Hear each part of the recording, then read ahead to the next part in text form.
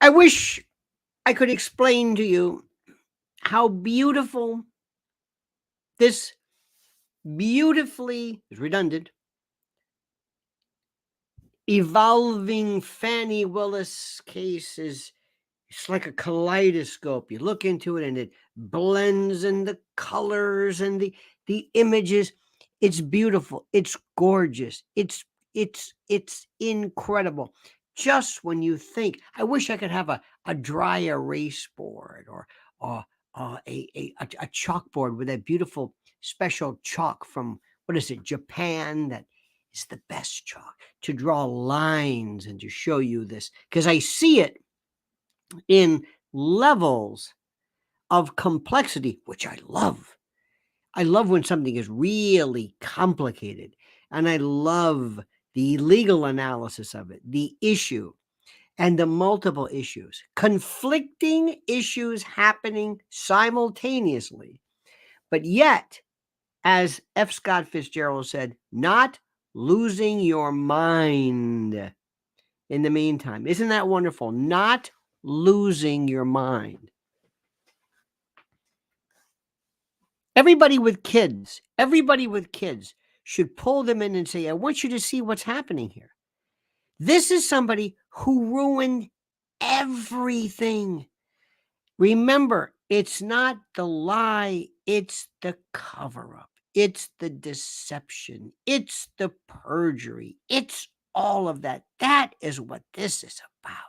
It's not just about whether somebody had an affair, because there's an anti-nepotism law or regulation in the Fulton County DA's office, but it has to do with relatives, not amorous.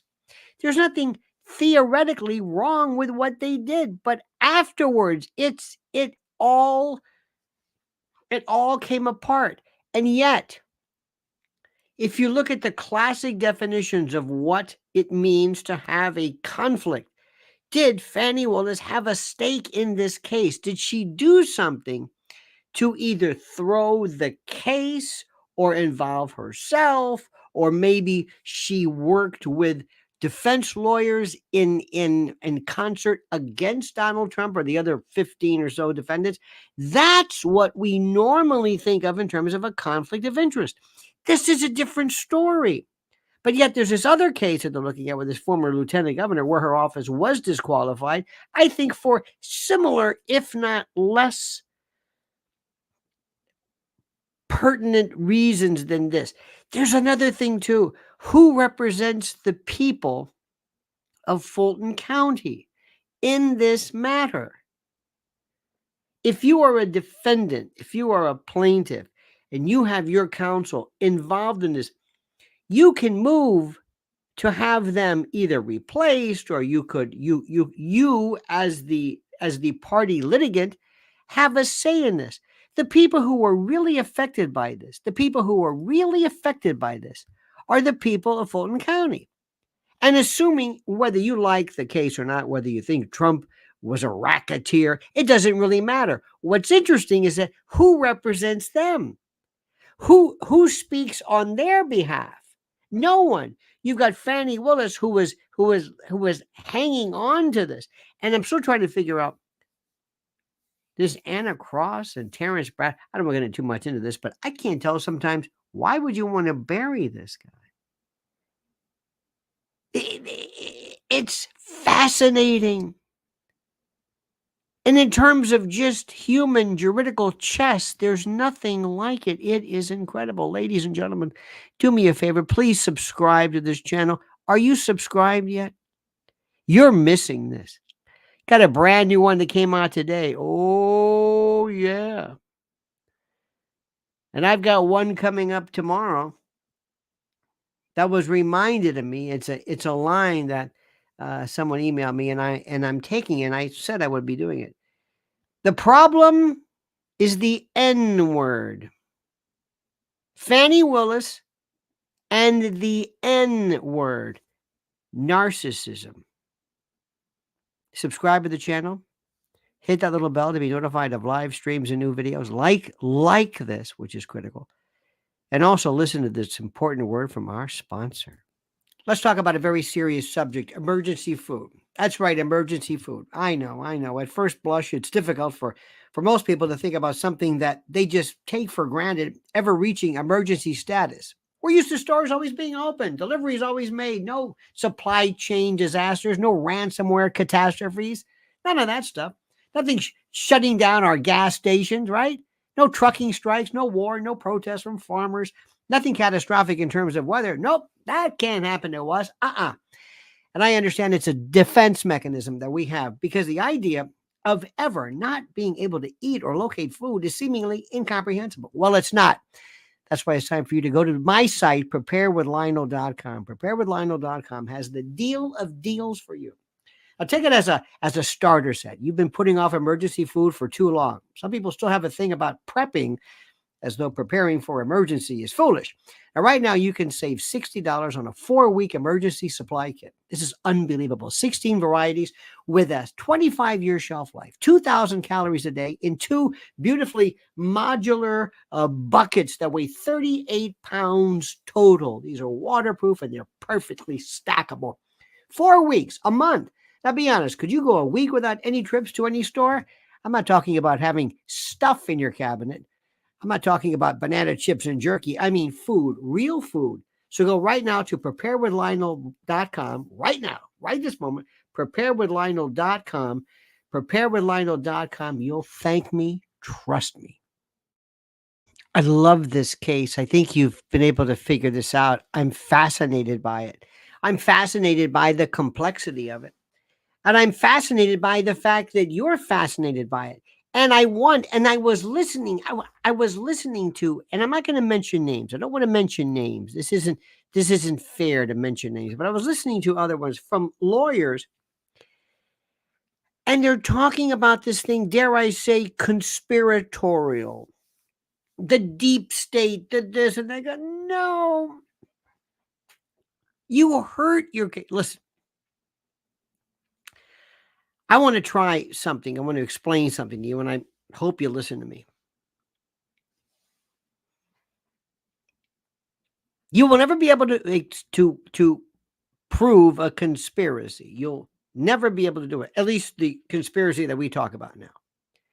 You'll never be able to prove or to show how the deep state worked against this one, and it just doesn't work. I'm sorry to say it does not allow itself. But it sounds good. But we lose credibility when we start talking about motives and why. I don't know why. We can have an idea. I don't want to ever say Occam's razor. I don't want to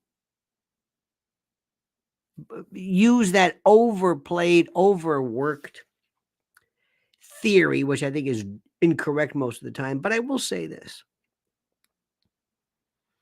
Things start off just for stupid reasons, especially when you have arrogance. Oh, there's nothing like it. Arrogance, haughty, overdeveloped, this is the part that intrigues me. This overinflated sense, this buffoon who through some moment of exalted delusional narcissism, delusions of grandeur, I don't know what the word is, thought for whatever reason, I am Fani Willis. I don't need no stinking laws. I don't need any ethical considerations. You don't understand. I do what I want.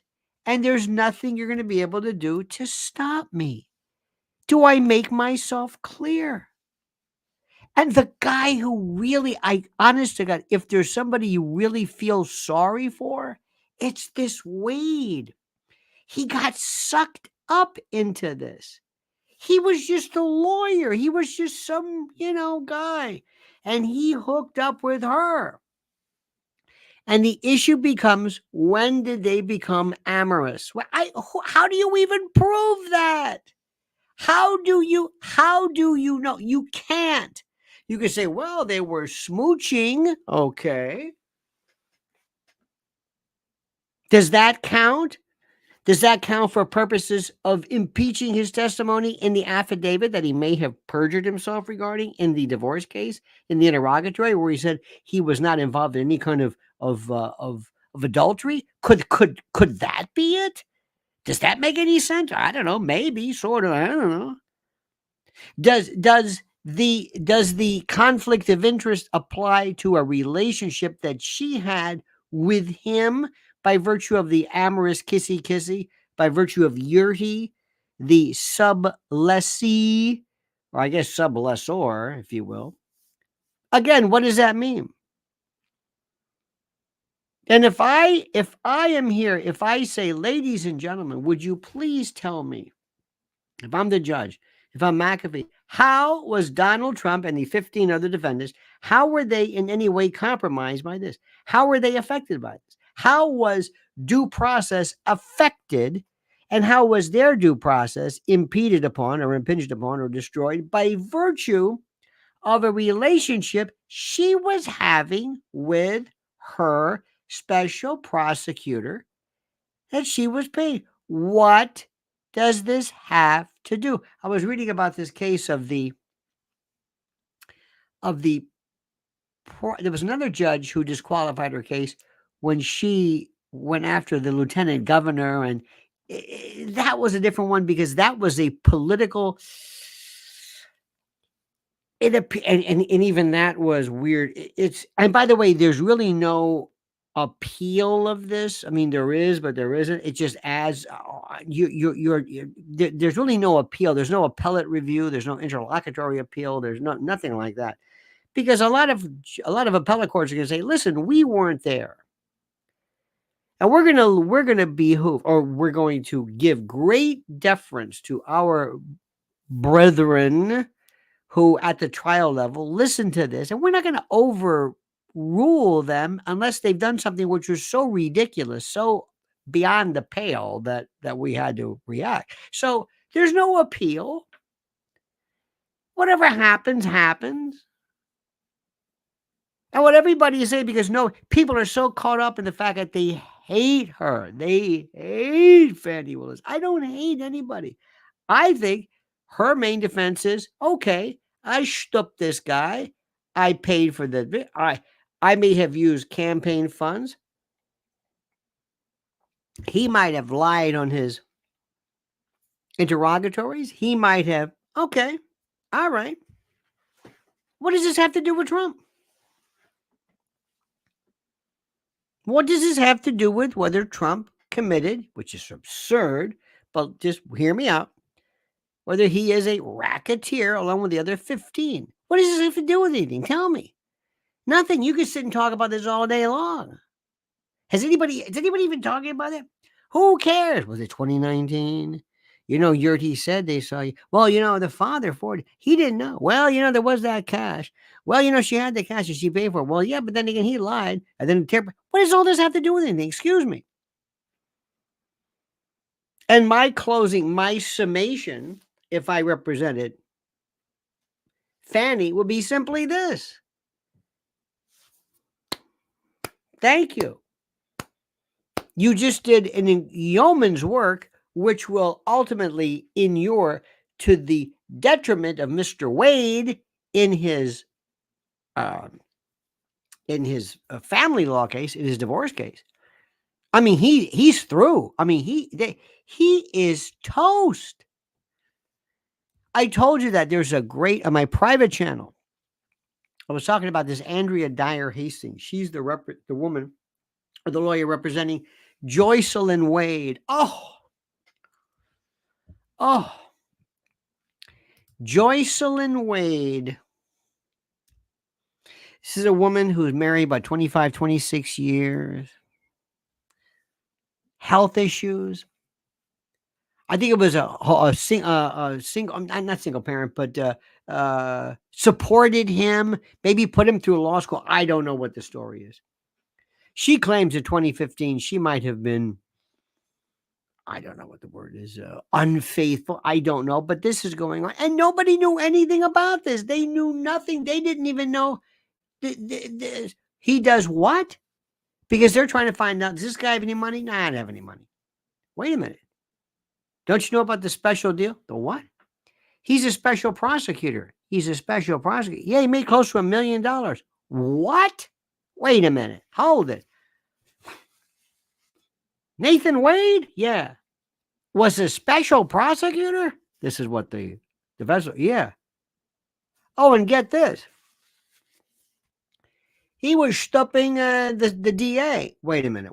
Hold it. Now, remember, this is divorce. Wait. You're telling me that this guy that we thought didn't have any money was this kind of, who answered that he has had no suggestion of intercourse, any concupiscent conversation, as it were. You're telling me he has been doing the horizontal mambo, the nasty? Look at this. I hate these things. Let me get rid of this. There we go. You're telling me this? Oh, we're going to subpoena him. And I'm going to subpoena her too. I'm going to find out what the hell's going on here. Why? For records? So they subpoena Fani, and she basically says to her, if you dare do this, I'm going to interpret this as you trying to impede upon or obstruct my duties in bringing the justice, and basically threatened the Hastings, the defense lawyer, or the divorce lawyer, because this is her MO. She's boorish. She's a bull in a china shop. How dare you? I can't do that head thing, but how dare you? That's her whole thing. You don't understand. Leave me the F alone. Don't get near me. I don't follow your rules. I'm just a caveman. Remember that, Phil Hartman? I don't understand your laws, your rules. And meanwhile, they're looking at Wade and they're saying, what happened?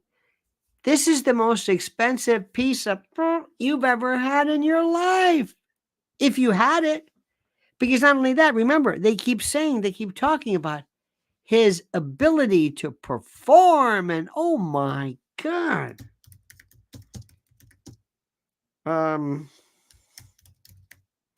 This is the part.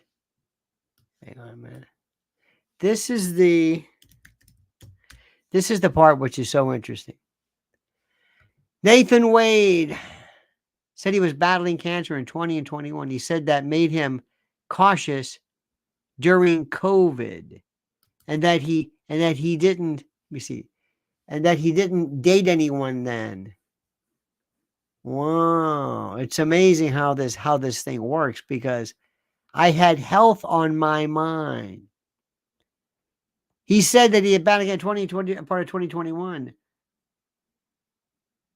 Well, this might have been 2019. It's amazing how COVID, he's into COVID, the father's into COVID. Oh, the father knew COVID was coming. And the best part, you don't understand how this works. Believe me when I tell you this. The divorce judge is sitting back saying, you son of you are lying to me. Look at Martin. Martin says, preach it, brother. Oh, yes. Yes, sir, Martin. Anybody here see my old friend Martin? So there's Clarence. I keep saying Clarence. There's Nathan. There's Nathan Wade. All of a sudden, idiot, numbnuts, cuckolded husband to Joycelyn, impotent, effectively, destroyed by this, owned by Fani, paid for everything. Come on, let's go on this cruise. Here, they were at a Napa thing. How much does it cost? 300, pulls out $400. There you go. I got it. It's on me. I got it. Like the great Brett Ernst, the comedian, says. It's incredible. It just keeps getting better and better and better. And then he's always standing. Do you ever see him always standing there?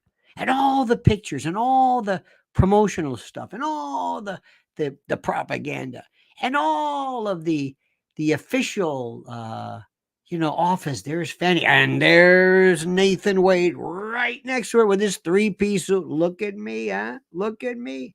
I'm Nathan. I'm the man. Well, I'm the man. I'm her love toy. I'm her, She takes me out. She owns me. Gave me all this money. Takes me out. Has her way for me. And picks up the tab. Theoretically, if you believe this. It's the most incredible story in the world.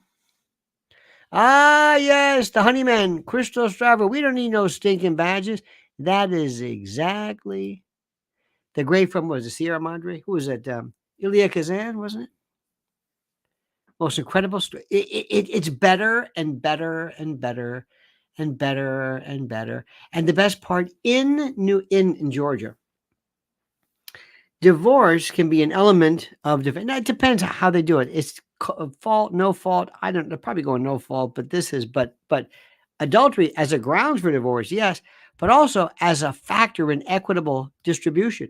In fact, there are people who have waived alimony. They had their alimony taken away because they committed adultery. No alimony, none. You prove somebody, and let me tell you something. It gets better today. Today in family law, which is the worst. Oh God, it's the worst. I mean, it is the worst. Oh God. Family law, dependency, termination of parental rights, juvenile. Oh, that's kind of an awful. The only thing good, I'll never forget this though. The only thing good, the only time, and anybody would pop into the courtroom if they ever saw this, if it was going on, there would be a murmur if there was an adoption. When the adoption became final, it was always this most beautiful thing where the family was there and the judge was there and they take pictures and they welcome the child. And it's the only thing that ever, nobody ever, I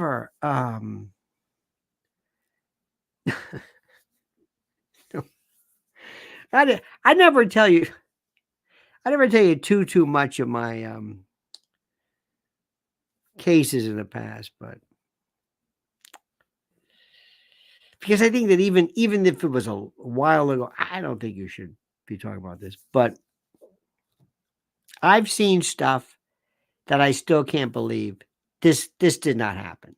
This is not happening. This can't be. You have no when you go when you see this stuff. And the whole notion, this is so funny about divorce. Listen to me and listen carefully. Listen to me. If you, God forbid, ever are contemplating divorce, whatever you do, sit down with your spouse and say, listen, we're going to eat this up in fees. There is a new, I don't want to say a new version of family law, divorce, that deals with mediation and painless, where normally you cannot have a lawyer representing both sides. That's clearly a conflict, unless certain cases where there's no disposition of, sizable assets, the parties consent. It's just because every time you pick up the phone, every time you say hello, the clock ticks. Yes, no, and you end up, you have one person who says, and you know what he did today? Can he do that to me? And you're looking at the clock and say, do you know how much this is costing you? Do you know? And then they're saying, well, I'm going to text you. It's the same thing. You're texting me all day. I'm answering texts. What are you doing? Why are you what are you complaining about? Because I got to tell you, but you're being charged for this. Don't do this. Don't just wait. This just started. You can't, lawyers know this. They know how terrible this is. Yes, I know. He said this. He had to do. Yes, I know. I know he was late. He was supposed to bring the kid. He was late. He didn't do it. He's got a girlfriend. I mean, it's the worst. It's the god of. I'm telling you, and I say this all the time, and people think I love the notion of marriage. I think it's the greatest thing in the world. But I talk about marriage the same way I do firearms.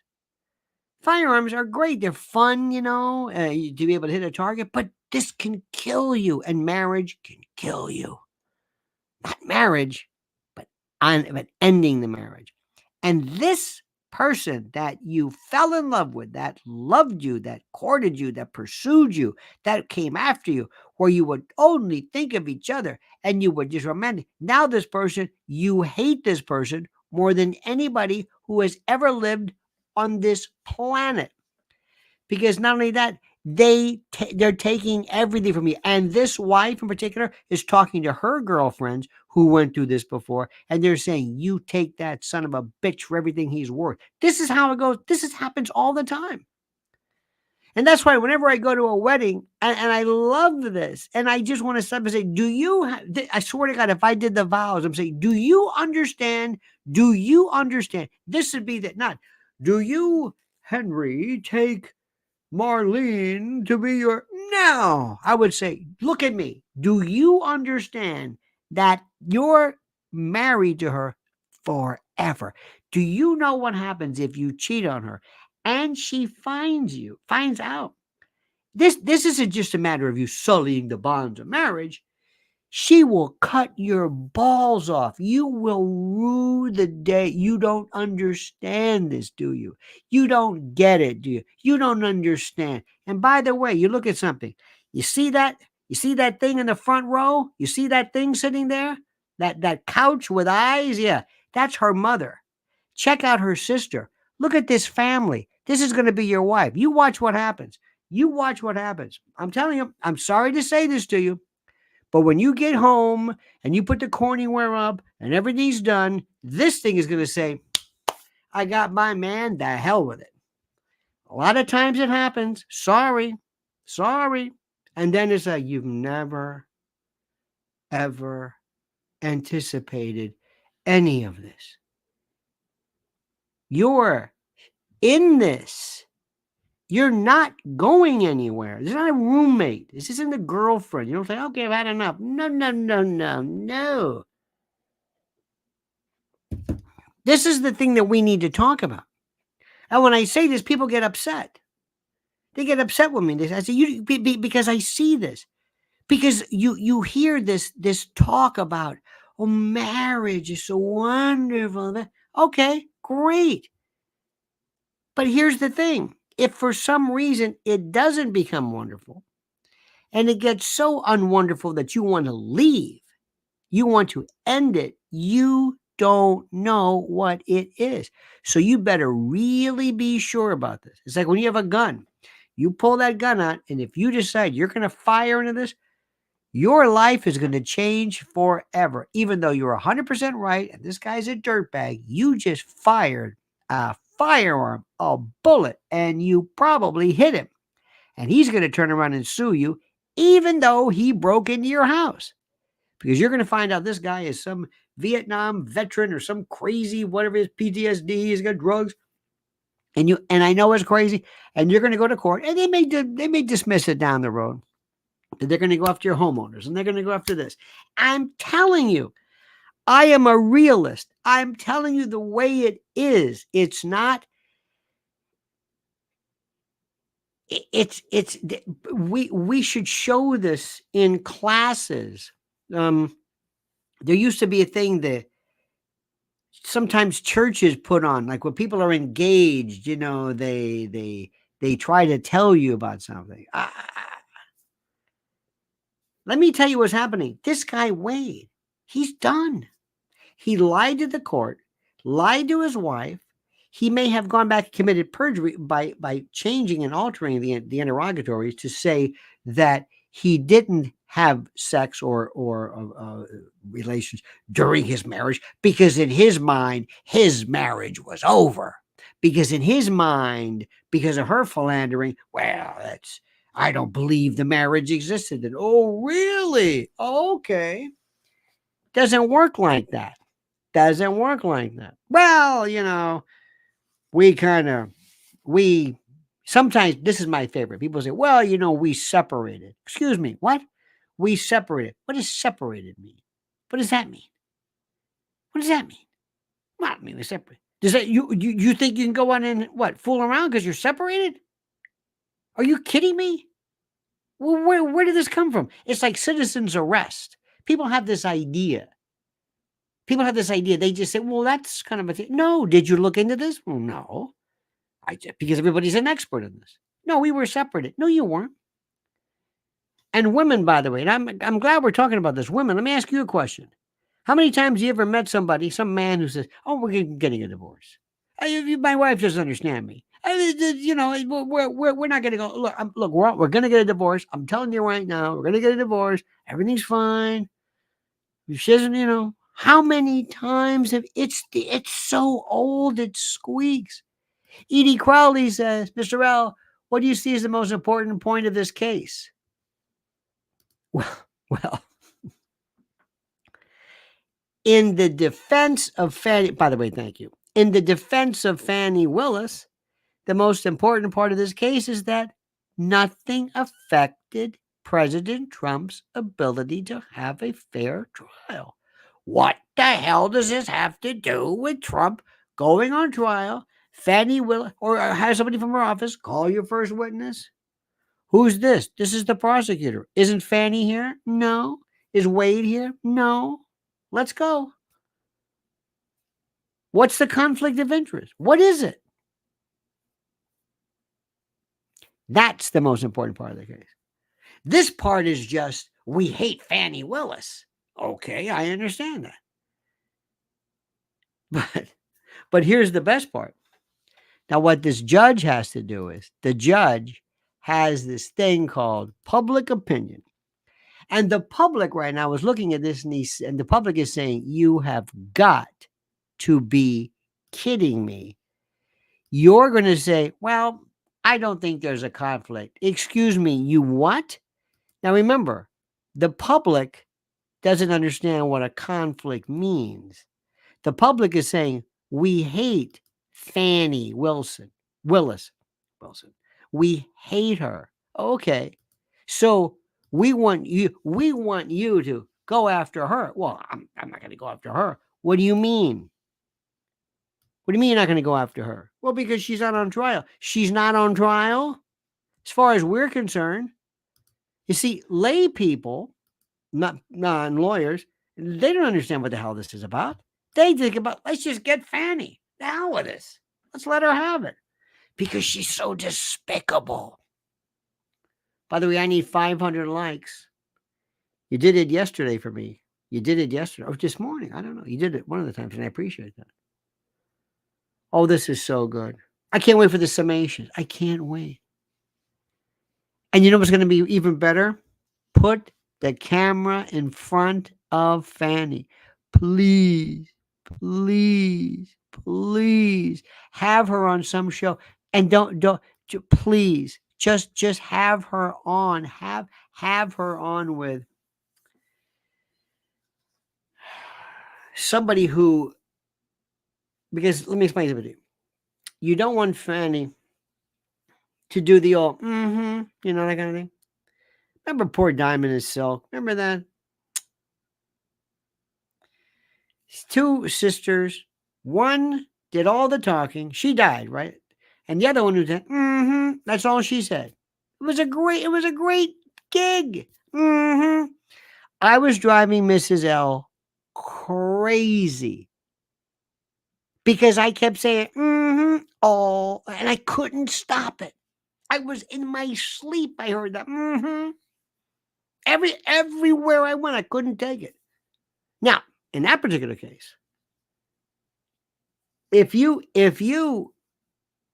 had Fani sitting down in front of me on some show, I would love to say, well, look who it is. Fani, right? Sure, yeah. Boy, you outsmarted them, didn't you? You sure did. Oh, yeah. How much cash you got there right now? Right now as we speak. You just told the whole world that you keep cash at your home. What are you, nuts? You better have a 24-hour guard there, because there are people who says that's where we're going, and we know exactly where you're going to keep it, in your safe We know it's going to be in the bedroom. You're not going to keep it in the garage. Doesn't work like that. You're going to keep it in the closet, in the safe, behind the paint. We know this. Thank you, Fani. Brilliant. And you're a DA? You just told people this? What the hell's the matter with you? You carry cash. Come on.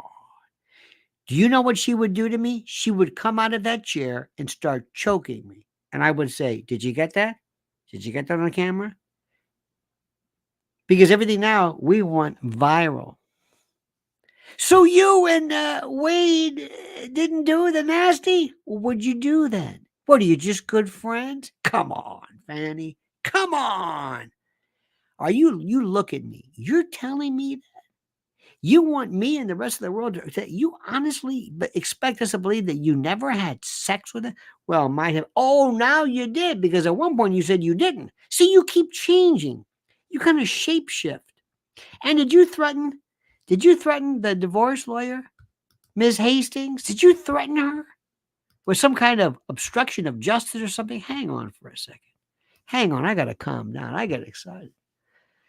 Did you hear when they said, I love this. Is this where you laid your head? I thought, oh, it's very interesting. Laid your head. What does that mean? Well, I know what it means, but you mean, where did you stay? And by the way, in some particular circles, there's a difference between where do you live and where do you stay. But I know one thing, no matter where you live or you stay, and no matter where you lay your head, you better have the best pillow available. And you know who makes that? Well, it is time yet again, my friends, to hail and salute our great friends at MyPillow.com. And if you use promo code Lionel, you'll get a free gift. No purchase necessary. And yes, I know, a free gift. It's a tautology, so sue me. But first, please listen. What are we talking about here? Down comforters, flannel sheets, Giza Dream bed sheets, MyPillow 2.0 sheets, slippers, percales, towels, quilts, bedspreads, mattresses, mattress covers, mattress toppers, linens, kitchen towels, bathrobes, name it. Literally name it. Items to help you luxuriate and relax. And they're monster sellers. Slippers. My slippers. That's right. Slip-ons, moccasins. Think about it. What do they do at MyPillow? They make things real soft and plush and comfy. How perfect. Now here's the link. MyPillow.com, promo code Lionel, or MyPillow.com /Solidus or Virgil /Lionel, or call 800-645-4965. And watch how fast Mike answers the phone. MyPillow.com, promo code Lionel, simply and absolutely the best. You know that Fani is going to be famous on TV. You know that Fani's going to be, they're going to do a TV show. I still think, don't you think Monique would be the best Fani? Because you need somebody who's good at getting angry. Who has that real, and she has this anger. Let me tell you why she borderlines with some kind of narcissistic psychopathy. I don't know what the particular word is. She does something which is interesting. Most people, when they get caught. She gets angry at the audacity of you to even suggest for a moment that she might have done something that's improper. That's the part that I love. See, that's the thing. I love demented behavior. Everything. I love arrogance. I love when people do things that are just so stupid. And you wonder, what were you thinking? And it's that thing that they have that obfuscates the way they think. Ladies and gentlemen, Denim Turton, that's a great name, says, I'm calling it now. Fani Willis will be the next CNN legal analyst. CNN is defending her tooth and nail. You know what, Mr. Turton, that could be. In any other framework, sir, I would say you're out of your mind. You are demented. You have taken absence. You have taken liberty with all that is rational. However, when it's a CNN, it's a different story. Mr. Turton, you have no idea what I know about how things. They're going to crush this thing. They're going to consolidate CNN and all news into this. I don't know what we don't need this. We don't need this. I don't understand why it is. Prediction, sir. One day you're going to have news shows where the set is going to be somebody's bedroom with a unmade bed behind them. I'm serious. Have you noticed the more relaxed the situation, the better the show? When they're in their living room, when they're sitting in a chair, not at a desk. Not at a desk. And what is with this desk with this phony, funky, pink, purple lighting behind? What the hell is this? Is there one company that says, do you want this set? Yeah, can you get this set with the stupid things in the back? You know, little tchotchkes in the bookshelf. Yeah, you want that? Yeah, like a I don't know, a weird thing. And can you put that purple light? Maybe a lava lamp or something, I don't know. You know, for the mood. It looks just like a news set. It looks like a news set. But see, you got to understand what's going on here. She is too good. You want her to go nuts. You know who does this? And you're gonna laugh. You're gonna laugh at this. What I tell you, you know who's so good? Is the reason why Joy Behar is so good is she's so stupid because she loses her mind. She takes the inability to answer and she inverts it as some kind of an affront to her. Instead of saying, it's a good question. I don't know what the hell I'm talking about. Oh, no. See, I'm telling you, if ever you are on a show like this, believe me, I've done this and it works. If you want to have fun, if you just want to be asked back, remember something. And this is, and I'm telling you, it's the simplest thing if you can ever do this. But if you do, especially today, you will go so viral so fast. And once I say this and somebody does it, you're going to know it came from me. But all you have to do is trip them up. For example, if during the course of something on The View, and let's say I'm sitting somewhat near Joy Behar in particular, who has the intellect of a speed bump or a dart, a soap dish. She's just, because she's kind of crazy, but stupid, and stupid wins the show all the time. The thing you got to do is you look at her and you point at her and you say, do me a favor and shut up. That's it. She'll go crazy. She'll lose it. Did you hear what I said? I don't want to hear from you. Now you go ahead. Now this is her show. She won't know what to do. She'll go berserk. And I swear to you, by the time you walk off this set, they'll be calling you. Can you come back next week? Yeah, that was fantastic. You're going crazy. The numbers. Oh my God. Did you see this? And then I'll look at her and say, and if she's smart, she'll understand kayfabe and she'll understand wrestling and heat and the heel and the whole bit. This is a diamond in the rough. This is it. I'm telling you, Club Shay Shay, Shannon Sharp, Cat Williams, get her on. This is a gem. It's that attitude. This is the thing you don't understand something. It's this attitude, this superiority.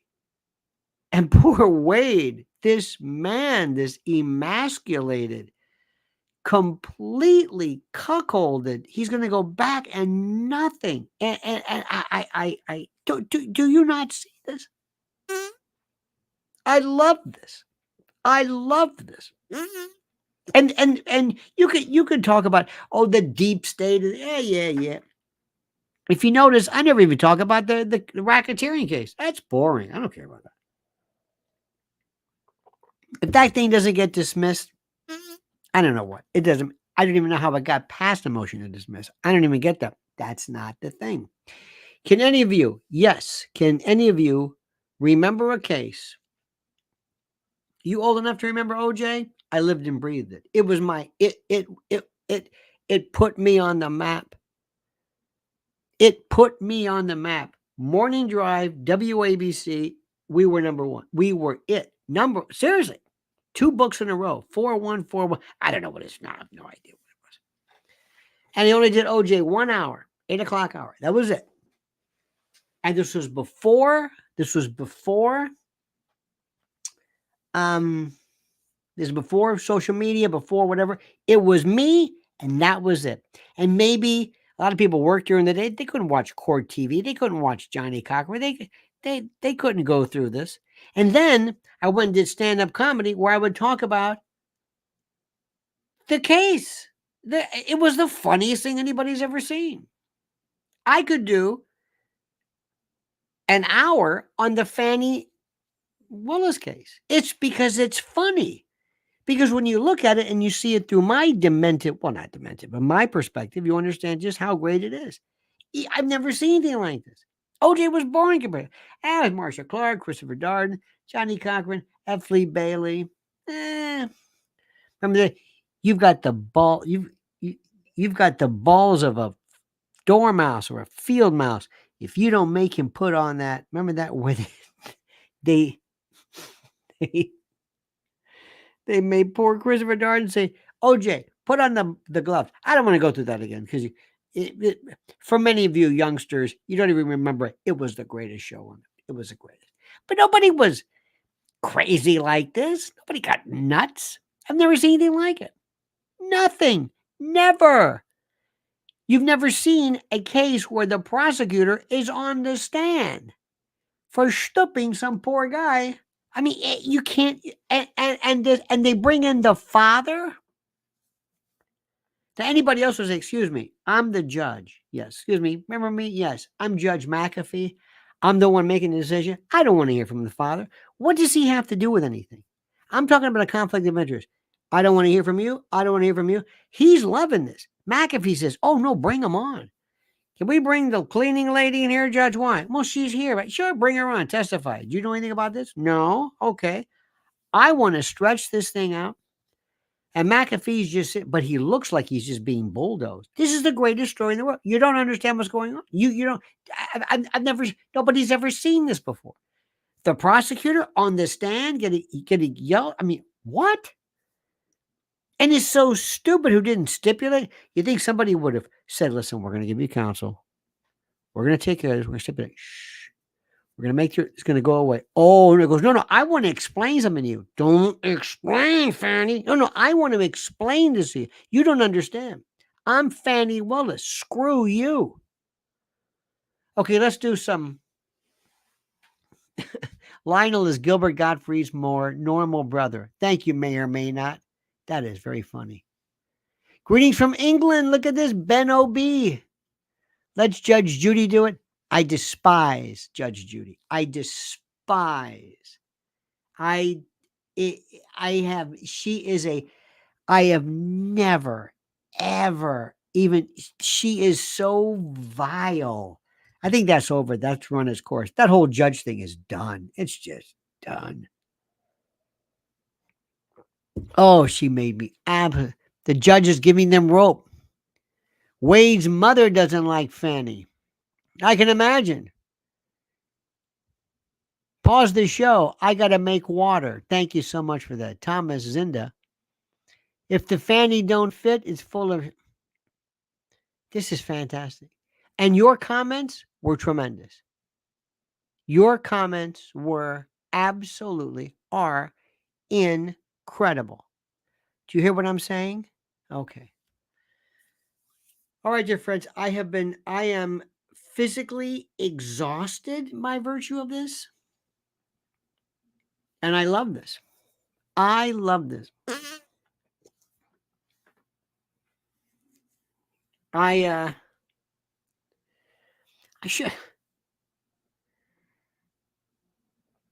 wonder sometimes. I don't like telling you about. There's one case in particular that was so good. No, I don't. It was.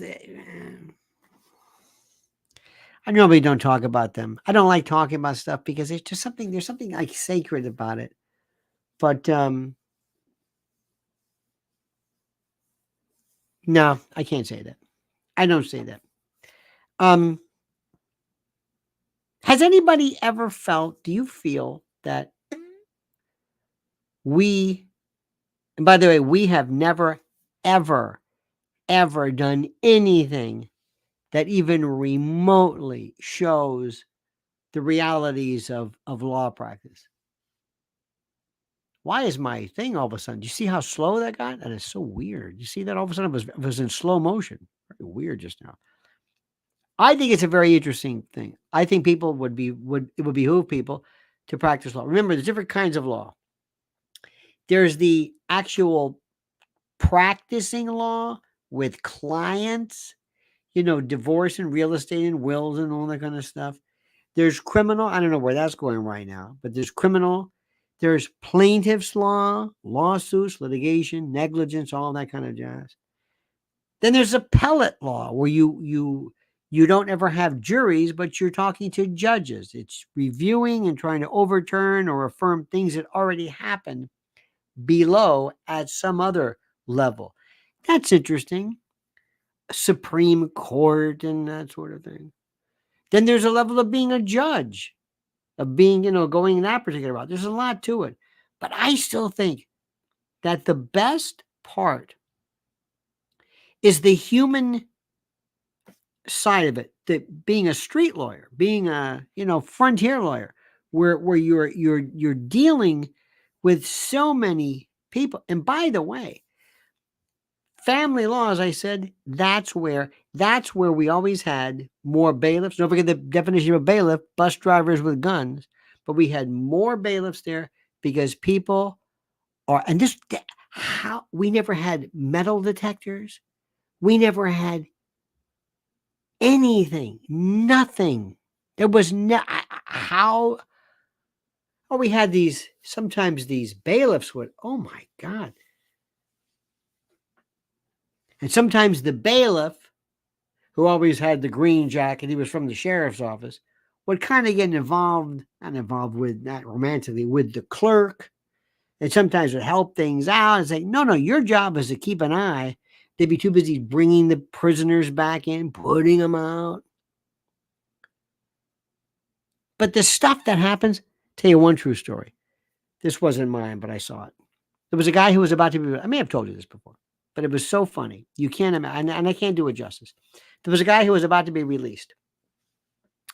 Little guy whose pants, I think they took the jail didn't have any kind of strings they were kind of like, like the jumpsuit, not really the jumpsuit, but like hospital scrubs, but there was no string.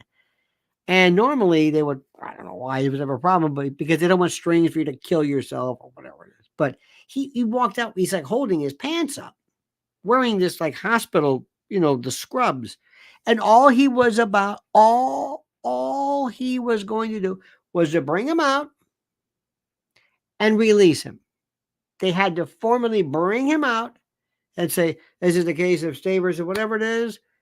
Yes, good. You're free to go. Got to go back and be transported back to the jail or you'll be bonded out. And that's all he had to do was just stand there and be released, to have the cases drop, whatever it is. That's all he had to do. That's it. No problem. He's sitting there, side of the courtroom, I'll never forget this, and there was a preliminary hearing, which is stupid. Why they have those, I have no idea. But it was and the judge was really good. The judge would say, excuse me, is this the man who robbed you? Yeah, that's it. Done with the hearing. Say, can I ask a question? Anyway, to make a long story short, there was a guy standing there in the, in the scrubs, obviously the prisoner, and there was a check case or something. And they asked the woman, do you see the person who gave you this, whatever it was? And she looks right at him. This guy's he's a prisoner. He might have even been in chains. I don't even know. And she looks to the side, points to the guy at the end who is about to be released and says, that's him.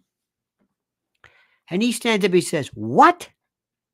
Oh, this is some S. I'm not going to take this effing S. GD, you're effing. Sit down.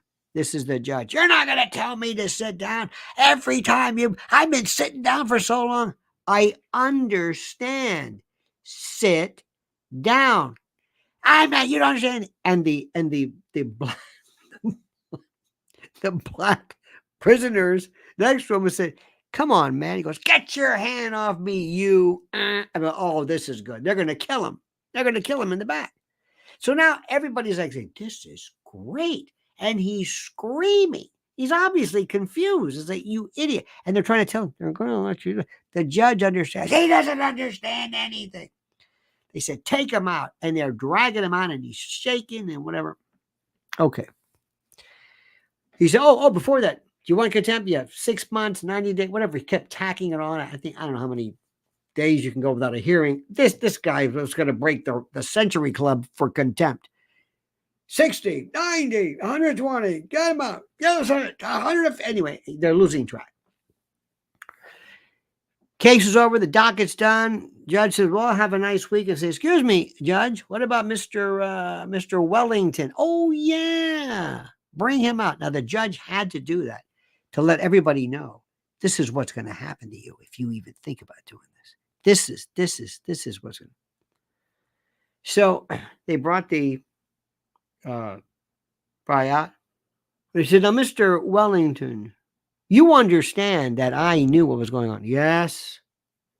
And I told you to sit down. I know. But you didn't, do you? No.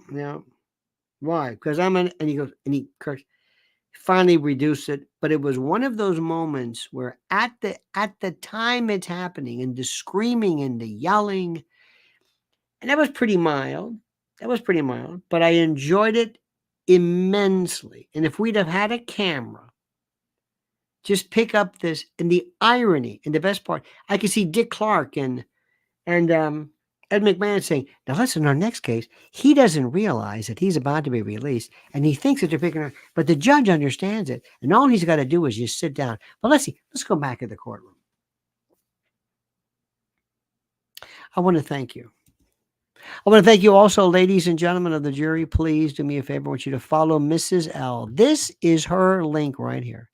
She today did two of the most dynamic, the best interviews ever. I don't want to give you a kind of a, huh? Oh, you've got to see this one. Let me tell you this one. There is a fentanyl. No, I didn't say fentanyl. There is a fentanyl documentary that is so good, put together by a young man. It is so excellent, so monumentally excellent. Let me please give you here we go. Give you the link. It's called Dominic Tierno. It's called Dead on Arrival. And this young man put together this thing, and it's one of the most interesting pieces. Let me give you the link. Please watch it. Show it to your friends. It's great to see kids, grandkids watches about fentanyl but how this young man he's it's wonderful. So anyway, watch it. Also follow her on Twitter at Lynn's Warriors. All right, dear friends, have a great and a glorious day. Thank you so much for everything that you appeared to do, everything that you wanted to do, everything that you in fact did do. We'll see you tomorrow at 8 a.m. And until then, my friends, remember this: the monkey's dead. The show's over. Sue ya. Da-da.